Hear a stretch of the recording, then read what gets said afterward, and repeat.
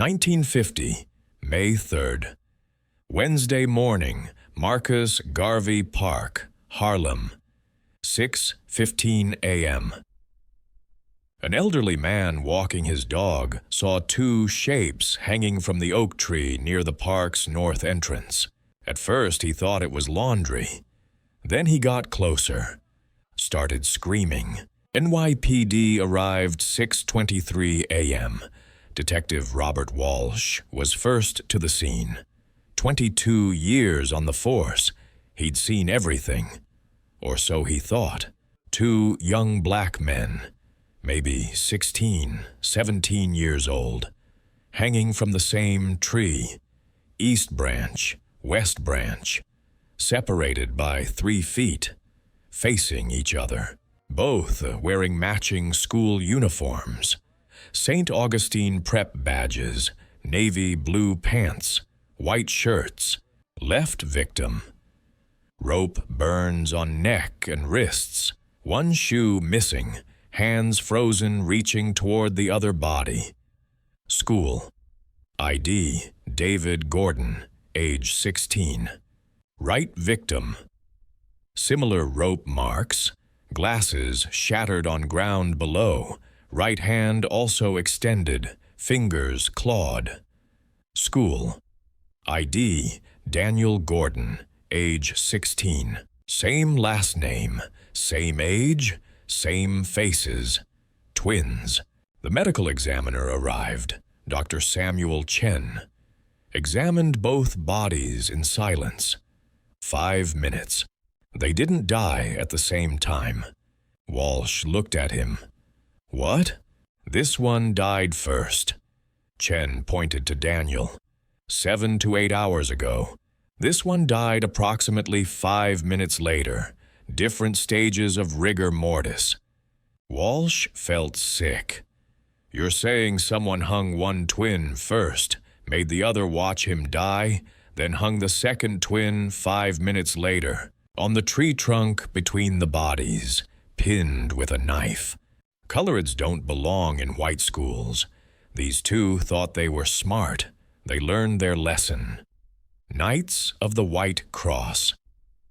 Walsh circled the crime scene, found 6 cigarette butts, different brands, 5 shoe prints, tire tracks from a truck, a piece of extra rope. They'd practiced, measured the heights to make the twins face each other perfectly. This wasn't random. This was theater. Walsh picked up the radio. Dispatch, I need you to contact Illinois Gordon. Tell him it's about his sons. Both of them. 7:03 a.m. Bumpy Johnson's office. Small's Paradise. Illinois. Gordon sat across from Bumpy's desk. Morning coffee, reviewing numbers, radio playing low. Illinois had been Bumpy's right-hand man for 23 years. Taken bullets for him. Never asked for anything. The phone rang. Illinois picked it up. Gordon speaking. Bumpy watched Illinois' face change. Color draining. Eyes widening. The phone dropped from his hand. Illinois tried to stand. His legs gave out. First words, both? You said both? Bumpy grabbed the phone. This is Ellsworth Johnson. Who's speaking? Detective Walsh, NYPD, Illinois Gordon's sons, David and Daniel, found at Marcus Garvey Park. They're deceased. We need identification. How? Lynching. Both boys. Mr. Johnson, they were 16 years old. We'll be there in 20 minutes. Bumpy knelt beside Illinois, who was on the floor making sounds no human should make. Illinois, look at me. Illinois couldn't. Shook his head. Look at me. Illinois raised his head. Face destroyed. Tears. Eyes swollen. My boys. Boss, what happened to my boys? Someone killed them, lynched them in the park. Both of them. Both. Illinois grabbed Bumpy's shirt. Who? Don't know yet. Find them. Boss, you find every person who touched my boys. You bring them to me. I will. Promise me. 23 years. Promise me those men will pay. Bumpy looked into his friend's eyes, saw 2 decades of loyalty. I promise you, Illinois, every man who did this will understand what they took from you. Every single one. 7:34 a.m., Marcus Garvey Park, crime scene. Illinois stood before the oak tree, Bumpy beside him. Detective Walsh had tried to prepare them. David on the left branch, Daniel on the right, 3 feet apart, facing each other. Illinois made a sound, not a scream, something deeper, the sound of a soul breaking. He tried to run toward them. Bumpy and Walsh caught him. Let me go. Those are my boys. Cut them down. Dr. Chen approached. Mr. Gordon, we need photographs first. Evidence to catch whoever did this. Illinois collapsed against Bumpy. I can't look at them like that. I know. They were just going to school. They were good boys. Walsh pulled out his notepad. Mr. Gordon, I need you to confirm these are your sons. Illinois looked at David, then Daniel. That's David. Where are his glasses? He can't see without them. He's practically blind. Illinois stopped, present tense, as if David still needed glasses. And that's Daniel. He's got his notebook, geometry. He had a test today. Walsh wrote it down. When did you last see them? Last night, 10 p.m., studying together. They always study together, everything together. They're twins. Illinois couldn't continue. Bumpy stepped forward. Detective, what do you know? Walsh showed the evidence. Cigarettes, shoe prints, the note. Illinois read it. They killed my boys because they went to a white school. St. Augustine Prep scholarship students. They earned those scholarships. David scored 98th percentile. Daniel won the city mathematics competition. Walsh nodded. I know, Mr. Gordon. Will you arrest them? Walsh hesitated. That hesitation told Illinois everything. You won't. You're going to file this as unsolved. Mr. Gordon, even if I arrest suspects, getting a conviction for killing 2 colored boys in 1950. Say it. No jury will convict them. Illinois turned to Bumpy. You heard that? I heard. The law won't help my boys. Then we handle it our way. Walsh pulled Bumpy aside. Off the record, evidence suggests 6 men. I have analysis of tobacco types, shoe patterns. If someone were to investigate further, that information might prove useful. Walsh handed Bumpy a folder. You didn't get this from me. They cut down David and Daniel at 8:15 a.m. Illinois insisted on carrying his sons himself. As he laid Daniel in the coroner's van, Illinois whispered, Daddy's going to make this right, I promise.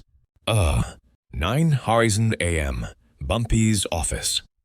4 men around the table, Bumpy Johnson, Illinois Gordon, Willie Lee, enforcer, Marcus Cole, intelligence. 6 men. We're going to find all 6, make them understand what they took. Marcus examined the cigarette analysis. Turkish tobacco is expensive. 3 regular customers in this area. Find them. Bumpy turned to Illinois. Tell me about David and Daniel, their routine, any problems at school. They walk to school every morning, 6:30. Through the park, same route every day. Last week, Daniel came home with a black eye, said some white students were giving them trouble. He mentioned one name, Frank Morrison, senior student, said he was the ringleader. Marcus wrote it down. Frank Morrison, St. Augustine Prep Senior. I'll find him. At 11:47 a.m., St. Augustine Preparatory School. Marcus arrived dressed as a janitor. Found the real janitor, older black man named Curtis. You heard about the Gordon boys? Curtis nodded, eyes wet. Nicest kids in this school. Daniel tutored my grandson for free. I need information. White students who gave them trouble. Curtis lowered his voice. Frank Morrison, rich kid from Connecticut. Been making life hell for every colored student. Last week they cornered Daniel in the bathroom, held his head in the toilet, made him say, "I don't belong here" 10 times. Names, all of them. Curtis pulled out a school directory. Pointed to 6 photos. 1. Frank Morrison, 18. Father is federal judge. 2. Tommy Reed, 17. Father owns shipping company. 3. Jack Sullivan, 18. Steel business family. 4. Charlie Ross, 16. Father is Wall Street banker. 5. Mike O'Brien, 18. Father is police captain. 6. Patrick Doyle, 19. Father owns newspaper. 6. They do everything together. Last night around 9 p.m., I saw them loading a truck with rope, acting secretive. They went north, toward Harlem. 10:15 p.m., Frank Morrison's estate, Greenwich, Connecticut. Marcus watched through windows. Frank Morrison in the dining room with 5 friends, celebrating, champagne, laughing. Marcus had a parabolic microphone. Could hear fragments. Frank, never seen anyone so scared. Tommy, the way he looked at his brother. Jack, should have seen them hanging there. Laughter. Mike, think anyone suspects? Frank, who's going to suspect us? We're honor students. It's just 2 dead coloreds. Patrick, my father says the Tribune won't even run the story. Charlie, quieter. What if someone finds out? Frank, nobody will. We wore gloves. Marcus was recording everything. On the dining table, a rope, coiled, with knots still tied. Trophy. Marcus photographed through the window. 6 boys celebrating. 1:30 a.m., Bumpy's office. Marcus played the recording. The room fell silent when Frank's voice came through. It's just 2 dead coloreds. Illinois gripped the windowsill until his knuckles went white. The laughter, the celebration, 0 remorse. They kept the rope, Willie Lee said. I saw it, Marcus confirmed. Bumpy looked at Illinois. You needed confirmation. You have it. 6 boys, 6 voices, trophy rope, timeline matches. Illinois turned from the window. Face different. The grief crystallized into something harder. I want them all. I don't care who their fathers are. 7 days. By next Wednesday, all 6 will be dead. Where do we start? Charlie Ross, youngest, only one who showed doubt. We break him first, get full confession, then work up to Frank Morrison. When? Tonight, 3 a.m. Day 3, May 5, Charlie Ross. 3:17 a.m., Charlie Ross's bedroom. Charlie woke to a hand over his mouth. 3 masked men in his room. Willie Lee leaned close. Make a sound and you die. Nod if you understand. Charlie nodded. Get dressed. Come with us quietly. 5 minutes later, Charlie was in a van, hands zip-tied, hood overhead. 30-minute drive. Into a basement. They sat him in a chair, removed the hood. Charlie saw Bumpy Johnson. Do you know who I am? Charlie nodded. Then you know I don't make idle threats. Answer honestly. Lie once, we hurt you. Lie twice, you don't leave. May 2nd. Where were you between midnight and 6 a.m.? Charlie's face went white. I was home, sleeping. Bumpy nodded to Willie. Willie grabbed Charlie's left hand, broke his pinky finger. Charlie screamed. That was for lying. I have recordings of you celebrating. I have photographs of the rope. I have witnesses. So tell the truth. Where were you? Charlie crying, cradling his finger. The park. We were at the park. Doing what? I can't. They'll kill me. Willie reached for another finger. No, I'll tell you, everything. And Charlie did. For 2 hours, Charlie Ross confessed everything. How Frank proposed it 3 weeks ago. How they planned it. How they waited in the park until the twins walked through at 5:30 a.m. We grabbed them, 6 of us, 2 of them. They fought hard. Daniel broke free once. Jack tackled him. David was screaming, "Take me instead. Just let Daniel go." Illinois, listening from shadows, made a sound. Frank tied them both up, made them kneel, asked which was older. Daniel said he was by 4 minutes. Frank said, "Then you watch your baby brother go first." Charlie's voice breaking. They put the noose around David's neck. David was crying. Daniel was screaming. Frank made 4 of us hold Daniel, make him watch. Then Tommy and Patrick hung David. We watched. David kicked for 3-4 minutes. Daniel kept screaming, "David! David!" Silence, except Charlie's crying. When David stopped moving, they waited. Frank timed it. 5 minutes. Then Frank said, "Your turn to Daniel." Daniel just broke. Said, "I'm coming, David. Wait for me." They hung him. Same rope. Still warm from David. Bumpy. You held the ladder during Daniel's hanging. I didn't want to. Frank made me. But you did. Yes? Did you know them? Daniel tutored me in algebra last semester. He was nice, patient, helped me pass. For free. I got a B because of him. And you helped murder him. Charlie broke down. I'm sorry. God, I'm so sorry. Illinois stepped from shadows. Charlie saw him and recoiled. That's Illinois Gordon. Oh, God. Illinois walked toward Charlie. Stopped 5 feet away. Daniel tutored you, helped you pass, and you repaid that by holding a ladder while they hanged him. I'm sorry. Sorry doesn't bring my boys back. Charlie hyperventilating. Please, I'll testify. Tell police everything. Just don't kill me. I'm 16. I made a mistake. Bumpy and Illinois exchanged a look. You'll testify? Yes, I'll sign a confession. We're going to let you live. Charlie looked up. What? You're going to write everything down. Every detail. Sign it. If anything happens to us, or if Frank tries to run, you take that confession to police and newspapers. They gave Charlie pen and paper.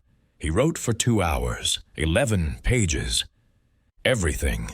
Bumpy locked it in a safe. One more thing. You're going to call Frank tomorrow. Help us take him. And if I do this, you'll let me go? Yes. What about the others? Don't worry about them. But if you tell anyone, if you warn Frank, if you run, we'll find you. They drove Charlie home at dawn. Willie Lee. Think he'll keep quiet. Bumpy. Terror keeps people quiet. Illinois. We should have killed him. No, death is mercy. Living with it, that's punishment. Day 4, May 6th, Patrick Doyle. 10 Cs p.m. Patrick Doyle's apartment, Greenwich Village. Patrick Doyle, 19, aspiring journalist, kept a dark room in his apartment. Marcus had broken in at 8 p.m., found the dark room, found 37 photographs, KKK rallies, beatings, cross-burnings, and newest, David and Daniel Gordon hanging. Marcus waited. Patrick arrived 10:47 p.m., drunk, laughing. Marcus grabbed him, pulled him inside. Patrick tried to yell. Marcus's hand covered his mouth. Marcus turned on lights. Patrick saw Willie Lee and Bumpy, saw his photographs spread on the coffee table. "Nice collection," Bumpy said. "You have talent." Marcus removed his hand. "What are you doing in my home?" Bumpy picked up a photo. David and Daniel, hanging, facing each other. "You took these." "I don't know what—" "Don't lie," Charlie Ross confessed. "Named all 6, including that you brought a camera, documented everything." Patrick's shoulders slumped. "What do you want?" "You documented everything. KKK activities, lynchings, 37 photographs over 2 years. How many victims?" "Maybe 20, 25? Names?" "I don't know their names. They were just—" "Just what?" "Just coloreds. Illinois lunged. Willie and Marcus held him back. That's my sons in that picture. They had names. David, Daniel." Patrick backed against wall, terrified. Bumpy waited for Illinois to calm. "You documented over 20 murders, participated in 1, kept trophies. Why?" "For history, to document the movement. Here's what's going to happen. You documented deaths. Now we document yours." Willie Lee set up a camera on tripod, pointed at Patrick. They tied Patrick to a chair, same chair the twins had been tied to. Patrick: "Wait, my father." "Your father owns a newspaper, not the police, not me." They positioned Patrick under a pipe, threw a rope over it. Patrick went white. "No, please, not like this. Like the twins? This is merciful. You only experience it alone. They had to watch each other." Patrick started crying. "I didn't hurt them. I just took pictures. You documented children being murdered and did nothing. That's complicit." They put the noose around Patrick's neck. Patrick screaming, "My father will kill you. Your father will read about his son's tragic suicide." Willie pulled the rope. Patrick rose from chair, feet dangling, struggling. After 30 seconds, Willie lowered him. This is what David felt, then Daniel. But they didn't get relief. They raised Patrick again. 30 seconds. Lowered. 7 times. Each time Patrick thought it was the end. On the 8th time, they didn't lower him. Willie tied off the rope. Patrick kicked, struggled, slowly suffocated. The camera captured everything. When Patrick stopped moving, Marcus photographed from multiple angles. Scattered Patrick's photographs around the body. All 37 victims. Note: he documented their deaths. Now his death is documented. 1 down. Harlem. Illinois looked back at the body. "That's for my boys." 2 Sakuam, Mike O'Brien's apartment, Baltimore. Mike O'Brien, 18, police captain's son. The one who'd written the note left at the scene. They'd driven 3 hours to Baltimore. Broke in. Mike was asleep. He woke to find Bumpy, Willie, and Marcus in his room. They zip-tied him to a chair, duct tape over his mouth. Marcus searched the apartment, found a journal, Mike's handwriting, pages documenting the Brotherhood's activities, including May the 2nd. Marcus read aloud. May 2nd, 1950. Tonight we finally did it. Found 2 colored boys, twins, perfect targets. We grabbed them around 5:30 a.m. They fought, but 6 of us was too many. David kept begging. Pathetic. Frank had this brilliant idea, hang them facing each other. We hung Daniel first. The way David screamed was hilarious. Then we hung David with the same rope. Poetic justice. Left a note I wrote. Illinois snatched the journal. Read it himself. Hands shaking. You wrote that my boy's screaming was hilarious. Illinois ripped the tape off Mike's mouth. Mike gasped. Please, I didn't mean... You wrote it down, like you were proud. Bumpy. You wrote hate, now you eat it. What? Marcus brought the journal, ripped out pages. You're going to eat every page, every word you wrote about David and Daniel. I can't. You can, or we force you. They started with the May 2nd entry, 3 pages, crumpled, forced into Mike's mouth, made him chew, swallow. Mike gagged, vomited. They made him continue, page after page. 47 pages total. Mike choking, crying, begging. On the 33rd page, Mike started convulsing. The paper blocked his windpipe. They didn't help. Mike O'Brien died choking on his own words. They left the journal next to his body, scattered blank pages around him. Note, Audie wrote lies. Lies killed him. 2 down. Harlem. Oh? Day 6, May 8th, Jack Sullivan. 5 p.m., Jack Sullivan's house, Philadelphia. Jack Sullivan, 18. The one who'd tackled Daniel when he tried to run, who'd mocked him. Your brother died crying for you. They needed something different for Jack, something psychological. Marcus had done reconnaissance. Jack had a younger brother, age 14. Tommy Jr., innocent kid. They grabbed Jack outside his house at 5 p.m., then grabbed Tommy Jr. from school, brought both to an abandoned warehouse, tied them to chairs facing each other, 10 feet apart. When Jack saw his little brother, he went wild. Let him go. He didn't do anything. Neither did David and Daniel Gordon, Bumpy said. Jack stopped struggling. May 2nd, you chased Daniel when he tried to escape, tackled him, mocked him while his brother was dying. Now you're going to experience what that feels like. Jack's eyes went wide. No, please, not my brother. He's 14.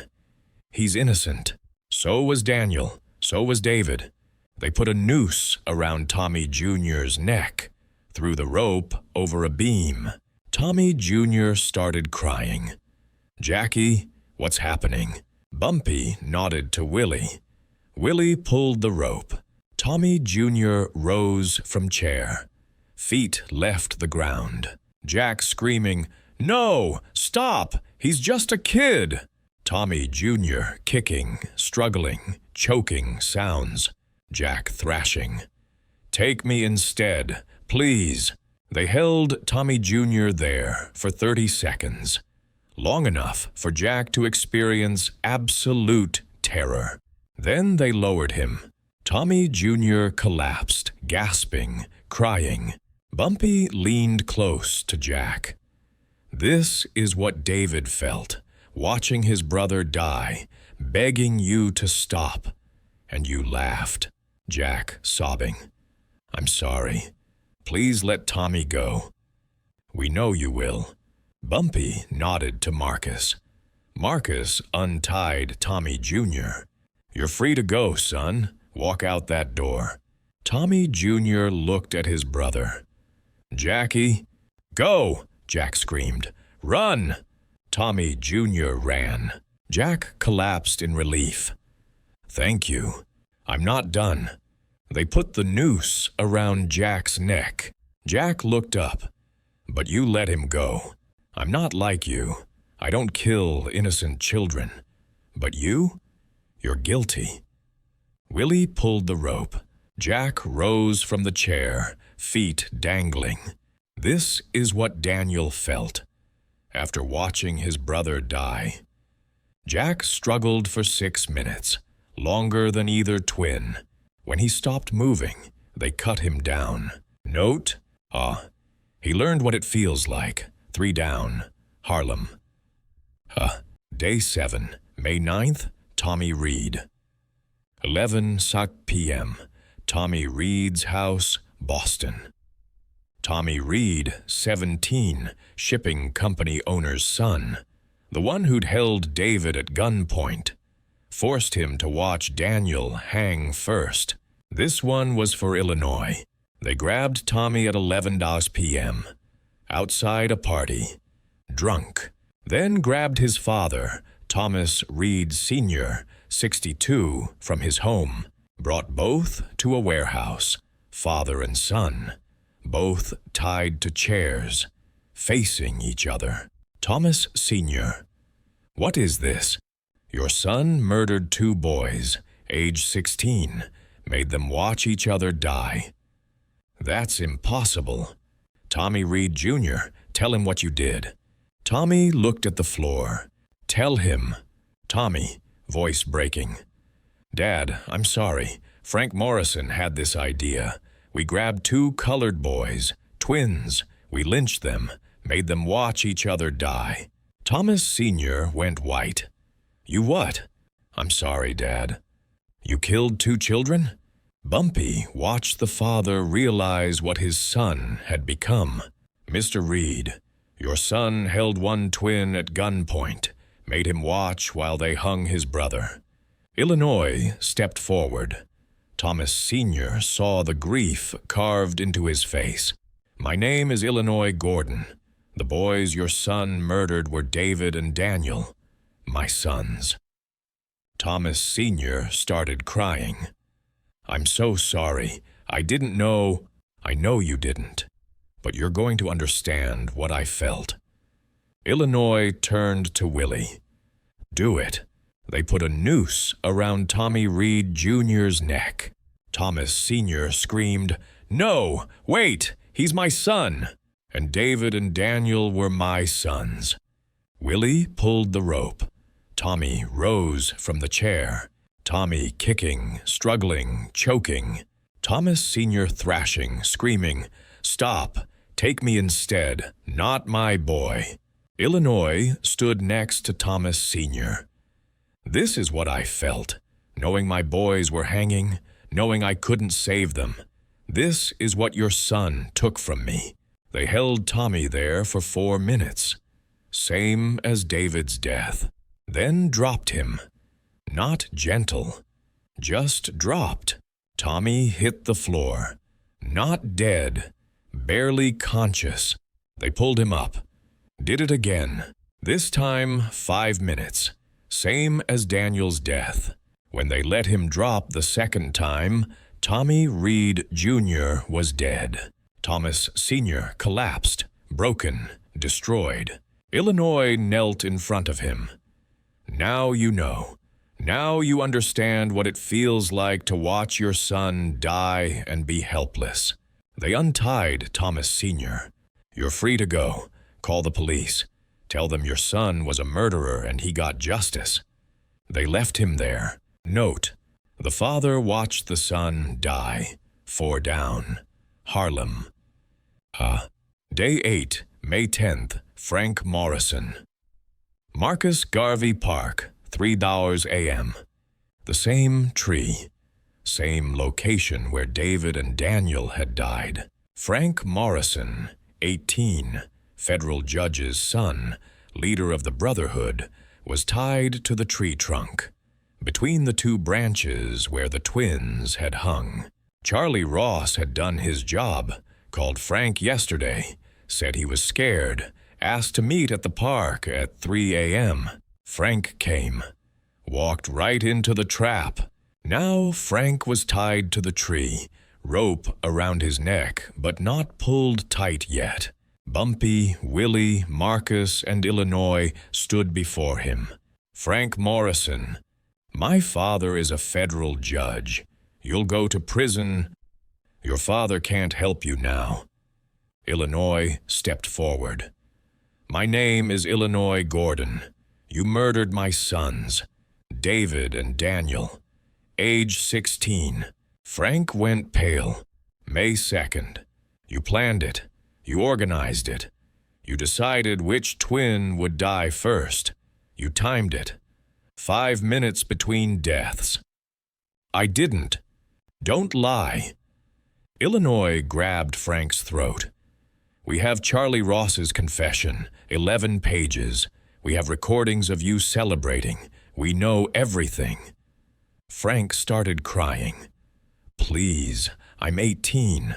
I made a mistake. My sons were 16. They had their whole lives ahead. David wanted to be an engineer. Daniel wanted to be a mathematician. They had dreams. And you took that from them. I'm sorry. Sorry doesn't bring them back. Bumpy pulled out a watch. You timed their deaths, 5 minutes between. We're going to give you 5 minutes to think about what you did. They made Frank kneel under the noose. Didn't pull it tight. Just made him kneel. 5 minutes. Frank kneeling, crying, knowing he was about to die.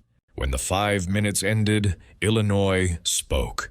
David's last words were, "Take me instead. Just let Daniel go." He was willing to die to save his brother. What are you willing to die for, Frank? Hate? Pride? Frank couldn't answer. Daniel's last words were, "I'm coming, David. Wait for me."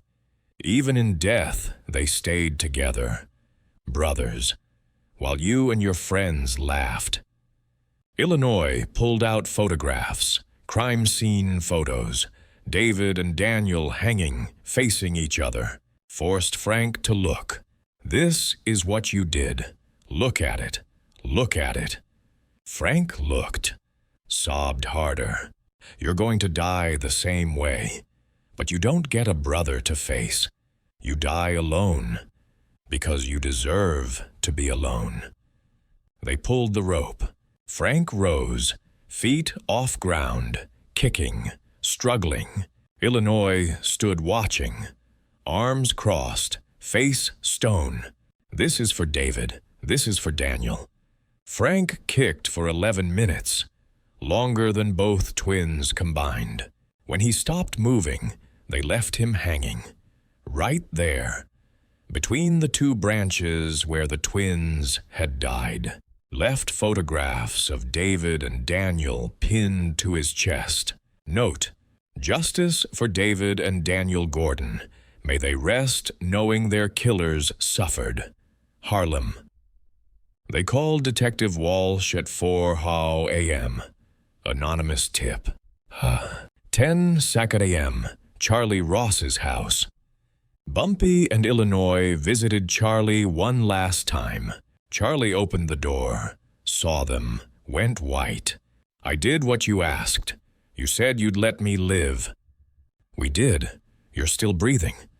Illinois handed Charlie a newspaper. Headline, 5 students found dead. Police suspect gang retaliation. Charlie read. Hands shook. Patrick Doyle, Mike O'Brien, Jack Sullivan, Tommy Reed, Frank Morrison, all dead. You're the only one left, Bumpy said. You promised. We promised to let you live. And we are. But you need to understand. You're going to carry this for the rest of your life. Every night you'll see Daniel Gordon's face. You'll remember holding that ladder. Charlie collapsed into a chair, crying. You get to live, Illinois said quietly. But that's not mercy. That's punishment. My boys don't get to live. They're dead at 16. And you get to wake up every morning and remember that you helped kill them. Bumpy put the confession on the table. We're keeping this. If you ever tell anyone, if you ever run, if you ever hurt anyone again, we release it. You'll go to prison for murder. They left. Charlie sat alone, still holding the newspaper, still crying. Part 4. The Funeral. May 12th, 1950. Saturday, 10 a.m. Abyssinian Baptist Church. 2 caskets side by side, closed, navy blue with silver handles. 3,000 people attended. Largest funeral Harlem had seen in 20 years. David and Daniel Gordon, age 16. Murdered because they were black, because they were smart, because they existed. Front row, Illinois Gordon, his wife Margaret, their daughters. Family destroyed. Behind them, Bumpy Johnson, his crew, stone-faced. The pastor delivered eulogy, standard words, God's plan. Heaven gained 2 angels. Then Illinois stood, walked to the pulpit. For a long moment, he just stood there, looking at the 2 caskets. Finally, David and Daniel were born May 3rd, 1934. 16 years ago, yesterday. 4 minutes apart. Daniel first, then David. From the moment they were born, they were inseparable. Voice cracked. He steadied himself. They did everything together, learned to walk on the same day, started school together, studied together, slept in the same room, even though we had space for separate rooms. They didn't want to be apart. Someone in the crowd sobbed. Last week, David scored 98th percentile on his SATs. Daniel won the city mathematics competition. They both had full scholarships to St. Augustine Prep. They earned those spots. Nobody gave them anything. Illinois gripped the pulpit. Murmurs through the crowd. But I want you all to know something. Those 5 boys are dead now. Every single one. They paid for what they did. They suffered. They understood what they took from David and Daniel. The murmurs grew louder. People looked at Bumpy Johnson. Some will say that's wrong, that violence doesn't solve violence, that revenge isn't justice. But my boys are dead.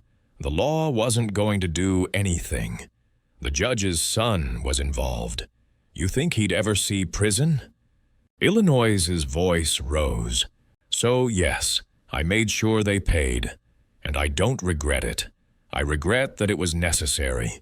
I regret that in 1950 America, 2 brilliant black boys can be murdered for being educated and nobody cares. But killing their murderers? No, I don't regret that. The pastor tried to approach. Illinois held up a hand.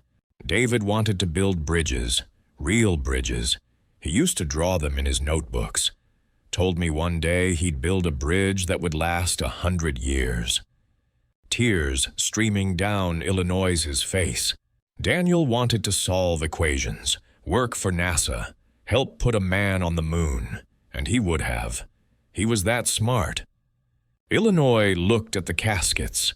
My boys had dreams. They had futures. They were going to change the world. And 5 racist boys took that away. He paused. But David and Daniel won. They're together now, forever, just like they wanted. And the men who killed them? They're in hell, all 5. And the one who survived? Charlie Ross? He gets to live with what he did. That's a different kind of hell. Illinois walked to the caskets, placed his hands on both. Daddy loves you. Daddy's sorry he couldn't protect you, but Daddy made sure you got justice. Rest now. rest together. He kissed both caskets, collapsed against them, had to be helped back to his seat. The church was silent except for crying. 1:00 p.m., Mount Olivet Cemetery, Queens. They buried David and Daniel Gordon side by side, matching headstones, gray marble. David Gordon, 1934-1950, beloved son and brother. Together always. Daniel Gordon, 1934-1950, beloved son and brother. Together always. As they lowered the caskets, Illinois placed items on each. On David's, his shattered glasses, his SAT results, a toy bridge he'd built at age 8. On Daniel's, his geometry notebook, his math trophy, a photo of him and David, age 6, smiling, and on both, together, 5 photographs. Patrick Doyle, Mike O'Brien, Jack Sullivan, Tommy Reed, Frank Morrison, all dead. So they know, Illinois whispered. So they know justice was served. Detective Walsh approached Bumpy quietly. 5 bodies in 5 days. You know anything about that, Mr. Johnson? I know that evil men got what they deserved. Evidence suggests 5 boys murdered 2 innocent teenagers. The rest is consequences. Walsh sighed. For what it's worth, those boys deserved what they got. What they did to David and Daniel, making them watch each other die, that's beyond evil. I agree. Off the record, good riddance. Illinois approached Bumpy. It's done? It's done. All 5 dead. Charlie Ross living in fear. Nobody's going to testify. Nobody saw anything. Thank you, boss. You're my brother. I'd do it again. They stood watching the cemetery workers fill in the graves. 2 brothers. Together. Forever. Part 5. 17 years later. By 1967, April 15th, Bumpy Johnson's apartment. Bumpy was 70 now. Gray hair, slower movements, eyes still sharp. A reporter sat across from him. Young black man, Marcus Williams, Amsterdam News. Mr. Johnson, thank you for this interview. You said it was about history. I'm old enough to be history. Marcus pulled out a tape recorder. May I? Bumpy nodded. May 1950, the Gordon twins, David and Daniel. You remember them? Bumpy's face hardened. I remember. They were lynched in Marcus Garvey Park, age 16, made to watch each other die. 5 suspects died within a week, all students at St. Augustine Prep, all connected to KKK. I read the newspapers. Rumors persist that you orchestrated their deaths, that Illinois Gordon participated, that you delivered vigilante justice when the law wouldn't act. Silence. Did you kill those 5 boys? That's not an answer. It's the only answer you're getting. Marcus leaned forward. 17 years have passed. Statute of limitations. You can't be prosecuted. So I'm asking directly. Did you kill those 5 boys to avenge David and Daniel? Bumpy stared at him. Finally, let me tell you about David and Daniel Gordon, identical twins, honor students, 98th percentile SATs, math competition winners, scholarship recipients, future engineers and scientists.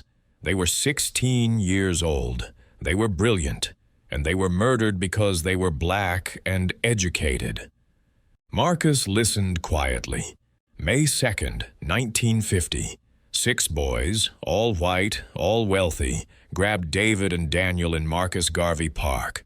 They tied them up, put nooses around their necks, hung Daniel first, made David watch his brother die for 4 minutes, then waited 5 minutes, let David process it, then hung David with the same rope, still warm from Daniel's neck. The police called it unsolved. The FBI said no jurisdiction. One killer was a federal judge's son, another's father was a police captain. You think any of them were going to see justice? No? So someone else delivered justice. You. I didn't say that, but it was you. Bumpy smiled slightly. Off the record, completely off, yes. I orchestrated the deaths of those 5 boys. Illinois Gordon and I, along with my crew, hunted them down. We made them suffer. We made them understand what they took.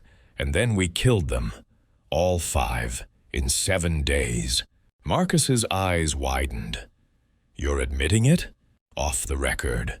You publish this, I'll deny every word. But between you and me? Yes. I killed them. And I don't regret it. Why tell me? Because 17 years have passed and people should know. Should understand that when the law fails, when the system protects murderers, someone has to deliver justice. Some would call you a murderer. And I'd call those 5 boys child killers. They tortured 16-year-old twins, made them watch each other die, for fun, for hate. What's the appropriate response to that? The courts would have let them walk. They were untouchable. Except they weren't, because I touched them. Marcus was quiet. Was it worth it? Did killing them bring David and Daniel back? Long pause. No, nothing brings them back. Illinois Gordon lost his sons. That pain never goes away. I see it in his eyes every day. 17 years later, he still grieves. So why do it? Because those 5 boys would have killed again. Because they needed to understand consequences. Because every KKK member in New York needed to see what happens when you touch Harlem's children. Did it work? After May 1950, KKK attacks in Harlem dropped to almost 0 for 17 years. Not a single lynching, not a church burning, not a bombing. They got the message. So you saved lives by taking lives. I stopped murderers from murdering again. Call it what you want. What about Charlie Ross, the one you let live? Charlie lives with what he did, every day. That's punishment. Death is easy. Guilt lasts forever. Marcus turned off the recorder. This interview, even off the record, could destroy you. I'm 70 years old. I've survived 43 years in Harlem. If the law wants to come for me now, let them. But they won't, because everyone knows what I did was right, even if they can't say it publicly. One last question. Illinois Gordon, how is he? Bumpy's face softened. Still my right-hand man, still loyal, still grieving. But he knows his boys got justice. That helps. Not much, but it helps. They shook hands. Marcus gathered his equipment. At the door, my father knew David and Daniel. They tutored kids at the community center. He said they were the kindest, smartest boys he'd ever met. What happened to them was evil. It was. And what you did, off the record, I think you did the right thing. Bumpy nodded. Marcus left. Bumpy sat alone, looked at a photo on the wall. Taken 1949. David and Daniel Gordon, age 15, matching uniforms, arms around each other, smiling. Below it, newspaper clippings. 2. Harlem teens found dead. Student found dead in apparent suicide. Baltimore, teen dies in accident. Philadelphia, student killed. Boston. Teen found hanged. Judge's son found dead in park. Bumpy stared at the photos. At 17 years of history. Justice, he whispered. Not revenge. Justice. 1968, February 7th, Marcus Garvey Park, dawn. Illinois. Gordon stood at the oak tree, same tree where his sons had died 18 years ago. The tree had a plaque now. Installed 1965. In memory of David and Daniel Gordon, 1934 to 1950, murdered for being brilliant, gone but never forgotten. Illinois came here every year on May 3rd, and today, February 7th. David's favorite day. First snowfall. He placed flowers at the base. 2 bouquets. Identical. Hi, boys, it's Dad. It snowed last night. David, I know you loved the snow. Remember when you were 8? You and Daniel built that snowman taller than me? He smiled. Then his face darkened. 18 years. You'd be 34 now. David, you'd be building bridges, real bridges. Daniel, you'd be working for NASA, helping put men on the moon. I know it. You were that smart.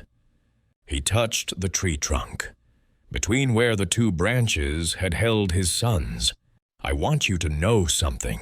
The men who did this, they all paid. Every single one. They suffered. They understood what they took. And I was there. I watched. A tear rolled down Illinois' face.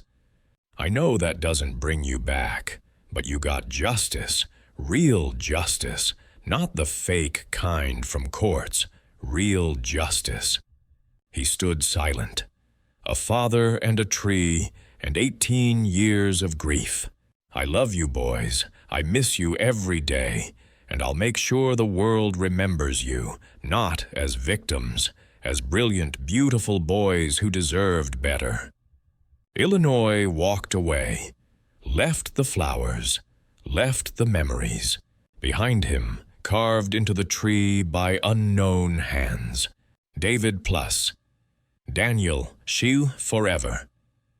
I really want to know, where in the world are you watching this from? Drop your city or country in the comments. This story has reached readers on every continent, and I'm always amazed by how far these legends travel. Drop a comment, share this story. Let's talk about it. If this story of the bloodiest wedding in Harlem history hit different, drop a like and subscribe. See you in the next one.